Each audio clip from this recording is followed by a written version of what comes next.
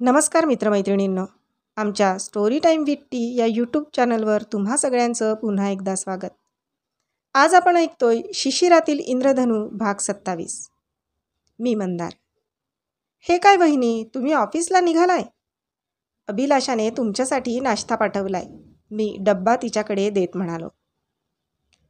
तूच सांग आता, मी सांगतोय तर ऐकत नाही. एक दिवस आराम केला तर एवढं काय बिघडणार आहे? अनुराग म्हणाला.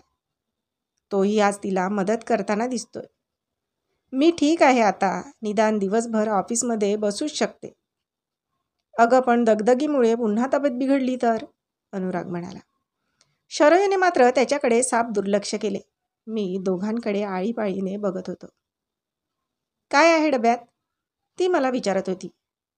मला माहीत नाही, बघा तुम्हीच काय आहे. ठीक आहे, मी सोबत ऑफिसमध्ये घेऊन जाते हा डबा. तब्येत चांगली असेल कदाचित, पण चेहऱ्यावरून विकनेस जाणवत होता. अनुराग म्हणतो तेही बरोबरच आहे, पण दोघांमधलं नातं तेवढंसं चांगलं नाही. मला वाटतं यांच्यात संवादाची कमतरता आहे, पण एकमेकांचं ऐकूनच घ्यायचं नसतं यांना. आता तेच ऑब्झर्व करतोय मी.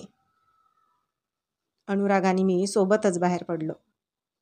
शरयू वहिनी अजून काही आवराआवर करत होत्या. मी घरी आलो. अभिलाषा मला शरयूच्या तब्येतीबद्दल विचारत होती. अहो, काल तर तिला ताप होता, आज लगेच ऑफिसला निघून गेली. मी थोड्या वेळाने तिच्यासाठी जेवण घेऊन जाणार होते. काल संध्याकाळी भेटून आले तेव्हाच तिला सांगितलं 2 दिवस आराम करायला. हो म्हणत होती मला, अभिलाषा म्हणाली. अनुरागसुद्धा घरी थांब म्हणत होता. जाऊ दे, बरं वाटत असेल त्यांना म्हणून गेल्या. प्रत्येकाला आपल्या तब्येतीबद्दल कळतं. आपण काळजी केल्याने काय होणार आहे? मी म्हणालो. एकमेकांची काळजी घ्यावीच लागणार ना. फार दगदग होते तिची. आपल्या शरीराला थोडी विश्रांतीची आवश्यकता असते. कधी वेळ काढून ती घ्यायला हवी, निदान आजारपणाच्या निमित्ताने तरी. एकदा कामे मागे लागली की विश्रांतीसाठी वेळ कुठे असतो? तुमची नोकरी बरी आहे, निदान सुट्ट्या तरी असतात. माझ्या नोकरीला नजर नको लावू. मला नाही जमणार अनुरागसारखी धावपळ करायला. मी म्हणालो तशी अभिलाषा माझ्यावर हसायला लागली. तू का हसतेस मला? चेहरा बघ कसा केलाय तुम्ही, जसे काही कुणी तुमची नोकरी काढून घेणार आहे.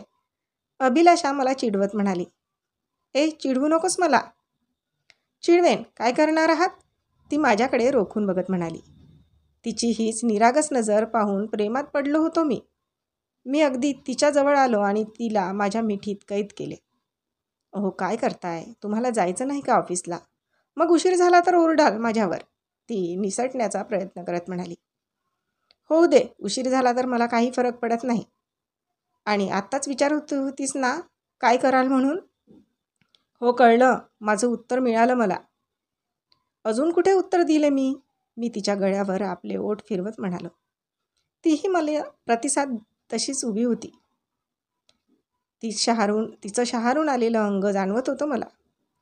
तू शरयूसारखी मॉडर्न राहण्याचा प्रयत्न का करत नाहीस? मी तिला विचारत होतो. मध्ये मध्ये काय असतो हो तुमचं? मी सांगितले ना, मला नाही जमणार तिच्यासारखे मॉडर्न राहायला. मी आहे तशी ठीक आहे. अशीच आवडली होते ना मी तुम्हाला. मग आता का मला बदलण्याचा आग्रह करताय? ती नाराज झाली होती आणि माझ्यापासून जरा बाजूला झाली. वेळेनुसार आपण स्वतःला बदलायला हवं, मी तिच्या खांद्यावर हात ठेवत म्हणालो. तुम्हाला मॉडर्न बायको पाहिजे असेल तर करा दुसरे लग्न, ती लटक्या रागाने माझ्याकडे बघत म्हणाली. हे खरं बोलतेस तू? बघ हा, मग शब्द पलटू नकोस, मी मिश्किलपणे म्हणालो. तसा तिने माझ्याकडे एक रागीट कटाक्ष टाकला. बायकांच्या मनात कधी काय चालू असते हे त्या ब्रह्मदेवालाच माहीत. चला मग, आवरायला हवं मला. हो, उशीर होईल तुम्हाला. तिचा राग अजून जायचा होता वाटतं.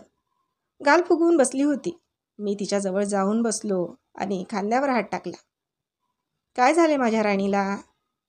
कुठे काय, मला काहीच झाले नाही, ती तोंड वाकडं करत म्हणाली. रुसलीस का? कुठे रुसले मी? ती आपलं तोंड वाकडं करत म्हणाली आणि मला तिच्याकडे पाहून आणखीनच गंमत वाटली. नाही रुसलीस, मग तोंड का असं वाकडं करतेस? मी काही बोललो का तुला? तूच तर म्हणालीस दुसरी बायको आणा म्हणून. आणि तुम्ही लगेच तयार झालात? आमच्या राणी सरकारांची इच्छा असल्यावर मान्य करावीच लागणार नाही का? मी तिला गुदगुली करत म्हणालो, तुम्ही नेहमीच मला मॉडर्न राहायला सांगता, पण मला नाही जमत असं जीन्स आणि इतर मॉडर्न कपडे घालायला.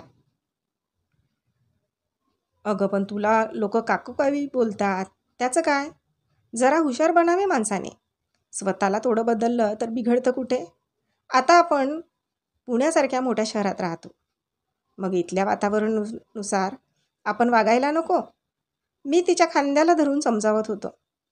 पण अभिलाषा आहे की आपल्या मतांवर ठाम आहे. स्वतःमध्ये जराही बदल करायचा नाही. आता मी नाही का काही गोष्टी बदलल्या माझ्या? मान्य आहे, जशी आहे तशी छान आहे ती. पण जास्त काय म्हणतोय मी तिला? रोज घरी साडी घालणं गरजेचं आहे का? त्याऐवजी ड्रेस घातले तर काय बिघडते?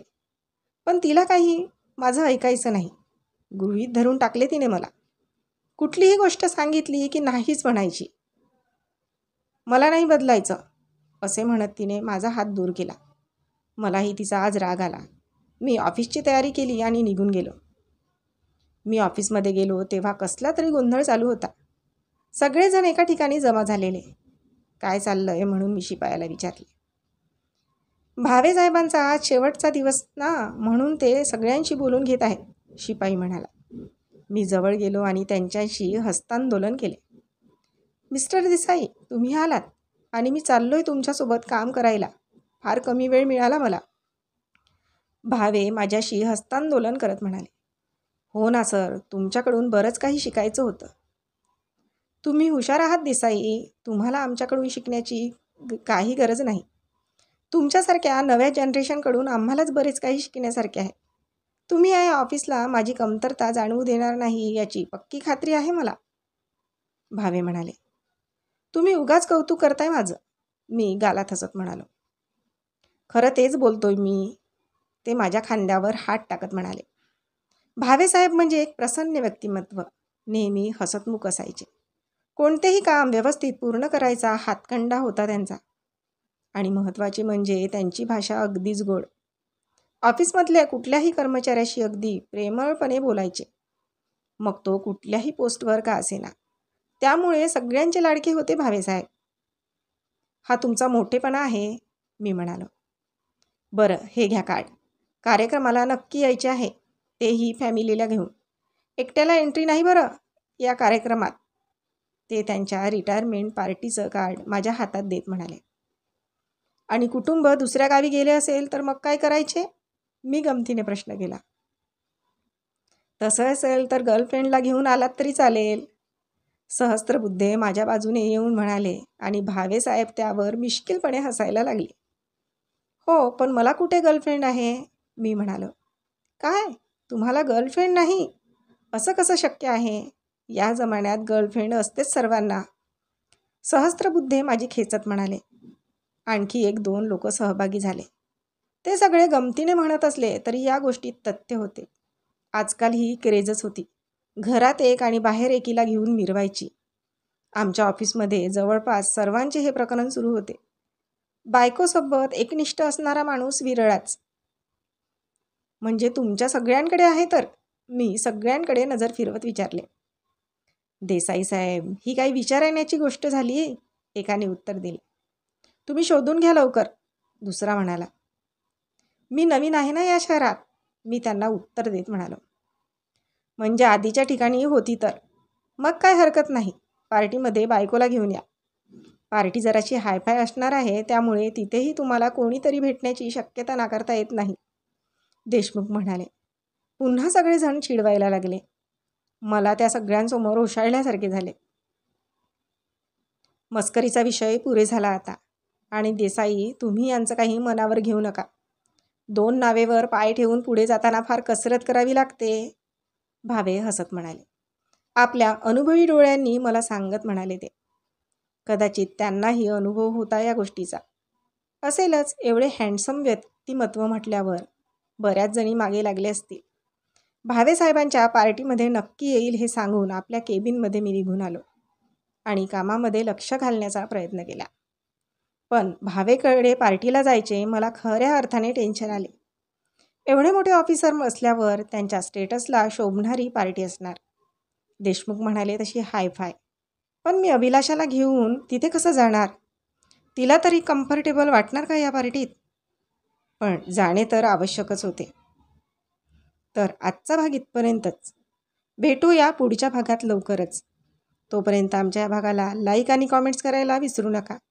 आणि अजूनपर्यंत आमच्या चॅनलला सबस्क्राईब केले नसेल तर लगेच सबस्क्राईब करा. धन्यवाद.